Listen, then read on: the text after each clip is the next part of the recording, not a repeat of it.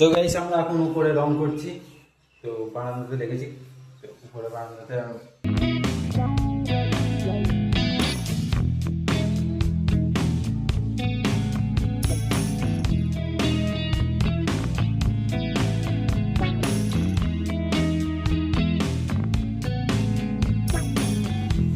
তোমাদের swimming pool হবে নাকি?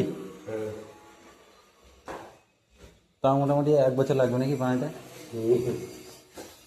তাহলে মনে হয় সুইমিং পুলে আমরা চান করতে পারবো না। হোক তারপরে দেখা যাক চান করা যায় কিনা। আমাদের চান করা হবে তো? আমাদের চান করতে পারবো তো? ঠিক তো।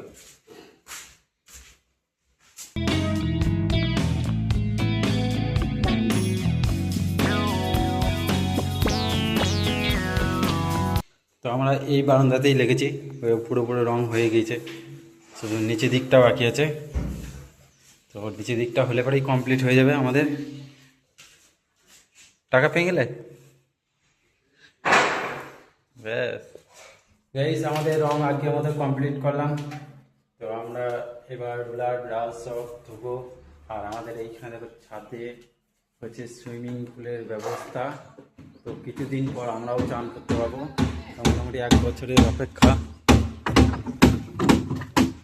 লালা তাড়াতাড়ি বানাও, চান করব, সুইমিং পুলে চান করব।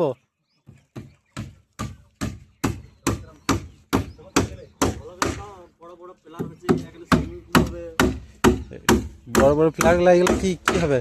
উপরে হবে নাকি, না ছাদ হবে? ছাদের উপরে পুকুর হবে না, এই ফ্ল্যাগগুলো কিসের জন্য হচ্ছে? পুকুরের জন্য। হ্যাঁ, কারণ তারগুলো কি ব্লক করছে, ব্লক। আমি চান টান করে রেডি। এবার আমি চললাম ঘর, আর আমার আগেই চলে গেছে দেবা, তো চান টান করে নাই।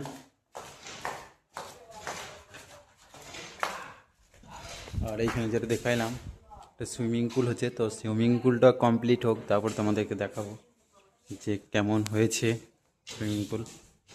তো চলো গাইস, জাদুপুর অবধি খুব কষ্ট করে এলাম, আর দেখো কখন জল নেমেছে, ঝোড়া জল, সাংঘাতিক ঝোড়া জল দিচ্ছে। লাস্ট অব্দি আমি গাড়ি নিয়ে এগিয়ে যেতে পারলাম না, তাও ঝরে ঝরে অনেক কষ্ট করে এলাম একটু দূর। বাদার দিচ্ছে গাইস।